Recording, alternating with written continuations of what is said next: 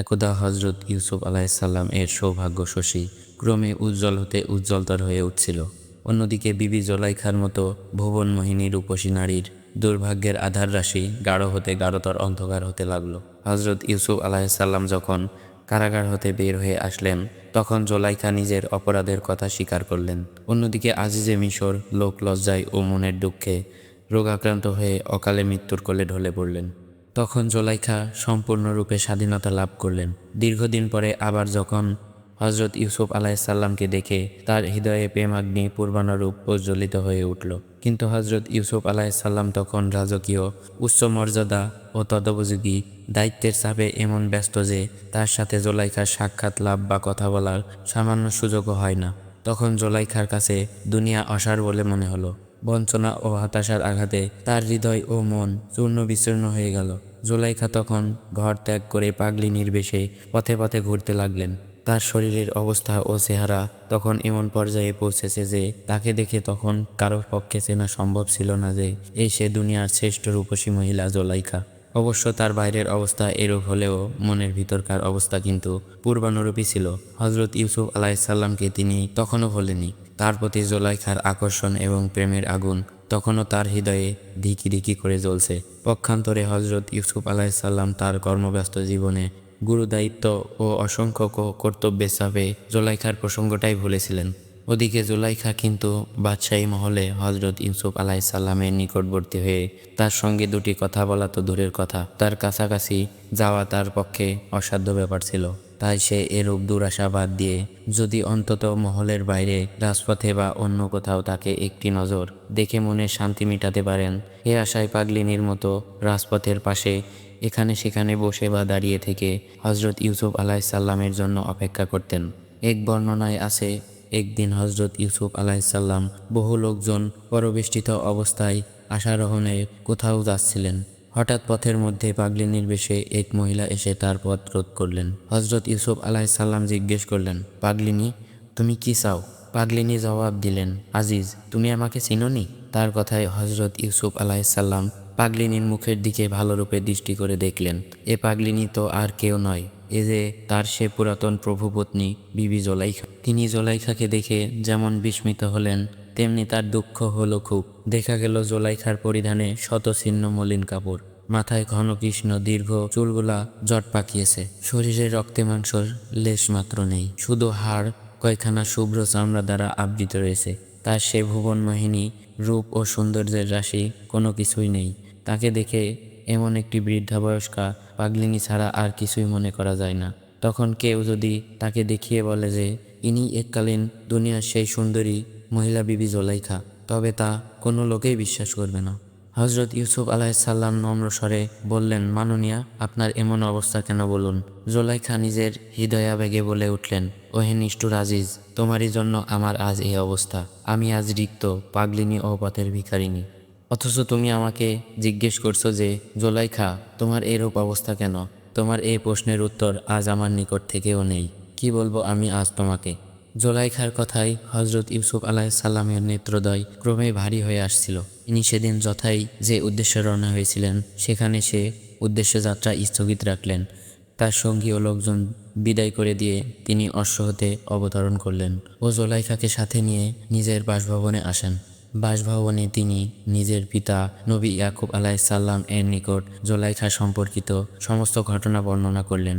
পিতা হজরত ইয়াকুব আলাইসাল্লামের নির্দেশে তার পত্নী ও পুত্রবধূগণ জোলাইখাকে উত্তম রূপে গোসলাদি করিয়ে নতুন পোশাক পরিচ্ছদ ও অলঙ্কারাদি দ্বারা সাজিয়ে দিলেন। তারপর তাকে উত্তম খাবারাদি খাওয়ালেন। এদিকে হজরত ইয়াকুব আলাইসাল্লামের পুত্র হজরত ইউসুফ আলাইসাল্লামকে ডেকে নিজের পাশে বসালেন। তারপর তিনি নিজের মাথার পাগড়ির একটি আসল হজরত ইউসুফ আলাইসাল্লাম এর চোখের সামনে ধরে বললেন, তুমি আমার এই পাগড়ির আসলের দিকে খুব মনোযোগ সহকারে দৃষ্টিপাত করো। দেখো তোমার নজরে কি কি দৃশ্য ভেসে ওঠে। যা কিছু তুমি দেখতে পাবে কোনো কিছুই গোপন না করে সব কিছুই বলবে। পিতা হজরত ইয়াকুব আলাইসাল্লাম এর উপদেশে হজরত ইউসুফ আলাইসাল্লাম তার পাগড়ির আসলের দিকে তাকালেন। হজরত ইয়াকুব আলাইসাল্লাম বললেন, বাবা ইউসুফ, এখন তুমি কোনো কিছু দেখতে পারছো কি? হজরত ইউসুফ আলাইসাল্লাম বললেন, পিতা, আমার চোখের সামনে বেহেশতের দৃশ্যমান সমূহ ভেসে উঠছে।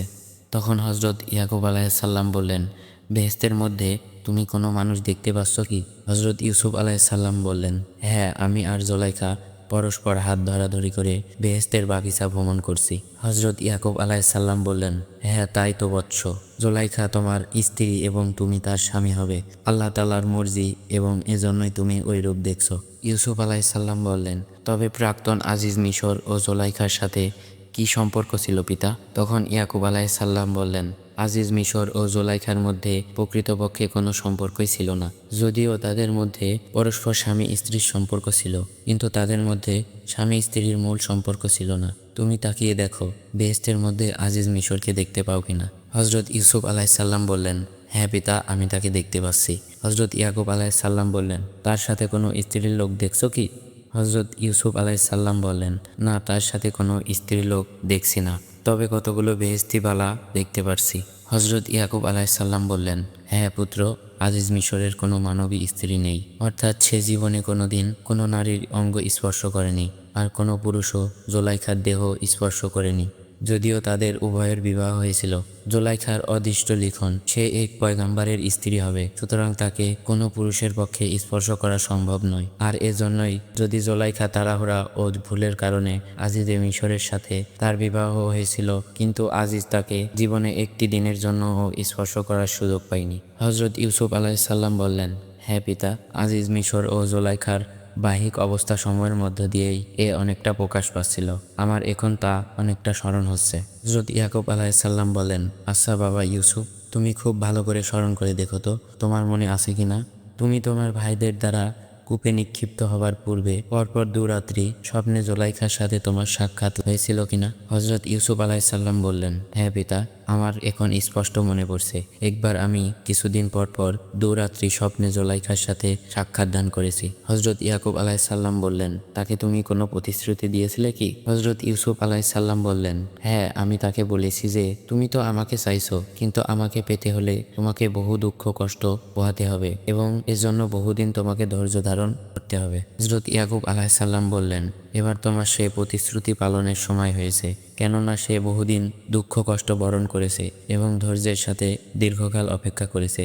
অতএব এখন তুমি তোমার প্রতিশ্রুতি পালন করো, এবার তুমি তাকে গ্রহণ করো, আর এ স্বয়ং আল্লাহর ইচ্ছা। হজরত ইউসুফ আলাইসাল্লাম বললেন, কিন্তু জোলাইখা তো আমাদের ধর্মের লোক নয়, সে যে প্রতিমা ও মূর্তি পূজারিনী। তখন হজরত ইয়াকুব আলাইসাল্লাম বললেন, যদিও প্রতিমা পূজকদের ঘরে জন্মগ্রহণ করেছে, কিন্তু অন্তরের দিক দিয়ে বহুদিন ধরেই সে এক আল্লাহর প্রতি বিশ্বাস এনেছে, তবুও আমি আনুষ্ঠানিকভাবেও তাকে আমাদের ধর্মে দীক্ষিত করছি। তখন হজরত ইউসুফ আলাইসাল্লাম বললেন, আপনার আদেশ আমি শিরোধার্য করে নিলাম পিতা, আল্লাহর ইচ্ছা পূরণ হোক। অবিলম্বে পুত্র হজরত ইউসুফ আলাইসাল্লাম এর সাথে ভুবন বিখ্যাত সৌন্দর্য জোলাইখার সাড়ম্বরে শুভ বিবাহ সম্পন্ন হয়ে গেল। এই বিয়ের অনুষ্ঠানে স্বয়ং মিশরের বাদশাহ শরীক ছিলেন, এমনকি তার তত্ত্বাবধানেই এই সুসম্পন্ন হয়েছিল। তবে এর প্রস্তাবক ছিলেন হজরত ইউসুফ আলাইসাল্লামের পিতা খোদ হজরত ইয়াকুব আলাইসাল্লাম। কথিত আছে যে এ বিবাহকালেই আল্লাহ তার অসীম রহমত ও কুদরত গুণে বিবি জোলাইখার পূর্ণ যৌবন এবং পূর্বে সে অনুপম রূপরাশি সম্পূর্ণই তাকে আবার দান করেছিলেন। তার সৌন্দর্য ও লাবণ্য আবার কানায় কানায় পরিপূর্ণ হয়েছিলেন। হজরত ইউসুফ আলাইসাল্লাম ও জোলাইখার বিয়ের কিছুদিন পর মিশর অধিপতি রায়হান কঠিন রোগে আক্রান্ত হলেন এবং তাতে দুর্বল হয়ে অচিরে শয্যাশায়ী হয়ে পড়লেন। এমন অবস্থায় হজরত ইউসুফ আলাইসাল্লাম ও তার পিতা হজরত ইয়াকুব আলাইসাল্লাম সহ তাকে দেখতে গিয়ে শয্যাপাশে বসে বললেন, জাহাবানা, আমি আপনার নিকট আজ একটি বিষয় উত্থাপন করব। আশা করি আপনি তা সুবিবেচনার সাথে গ্রহণ করে আমার ইচ্ছা পূরণ করবেন। আমার সে প্রস্তাবটি হলো, আপনি সারা জীবন যে প্রতিমা পূজায় কাটালেন তা একেবারে নিরর্থক এবং অন্তঃসারহীন কাজ। তার বিনিময়ে আপনি কোনো কিছুই লাভ করেননি এবং করবেনও না। অতএব আমার অনুরোধ, এই প্রতিমা পূজা ত্যাগ করে আপনি এক নিরাকার সৃষ্টিকর্তার প্রতি বিশ্বাস স্থাপন করে খাঁটি ধর্ম গ্রহণ করুন।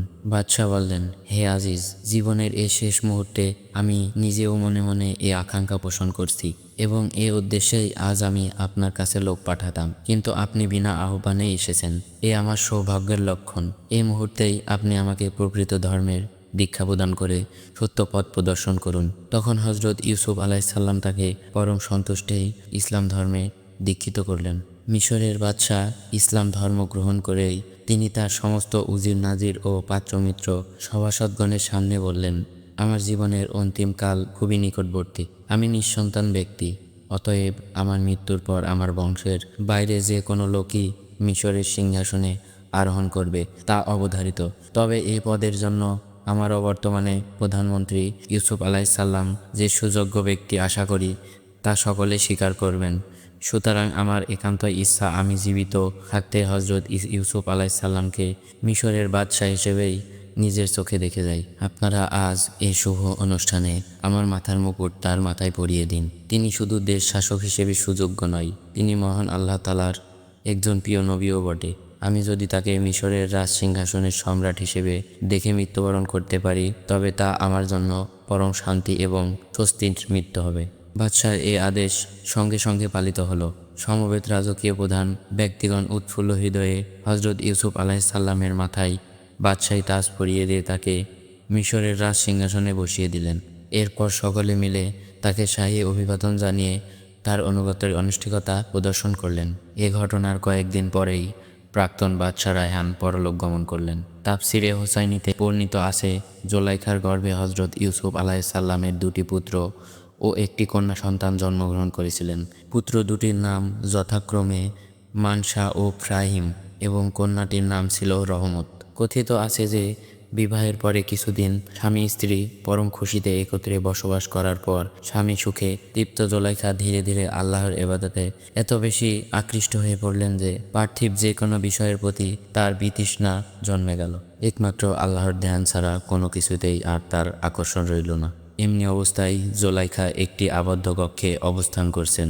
এদিকে প্রেমাসক্ত হজরত ইউসুফ আলাইসাল্লাম বের হয়ে তাকে ডেকে দরজা খুলতে বললেন, কিন্তু জোলাইখা তার কথায় কর্ণপাত করেননি। হজরত ইউসুফ আলাইসাল্লাম তখন সবলে দরজা খুলে ভিতরে গেলেন এবং জোলাইখাকে নিজের পাশে আহ্বান করলেন। তিনি তখন কামোত্তেজনায় অধীর ছিলেন। পক্ষান্তরে জোলাইখা ছিলেন তখন পার্থিব আসক্তির বাইরে, তাই তিনি স্বামীর আহ্বানে সাড়া দিলেন না। অবশেষে হজরত ইউসুফ আলাইসাল্লাম স্বয়ং উঠে গিয়ে জোলাইখার প্রতি হাত বাড়ালেন। জোলাইখা তাকে প্রত্যাখ্যান করে উঠে দরজার দিকে ছুটে গেলেন।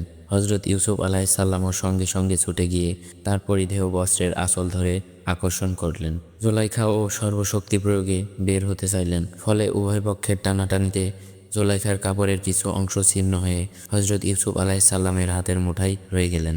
এককালে বিবি জোলাইখার হাতে হজরত ইউসুফ আলাইসাল্লামের জামা কাপড় ছিন্ন হয়েছিল।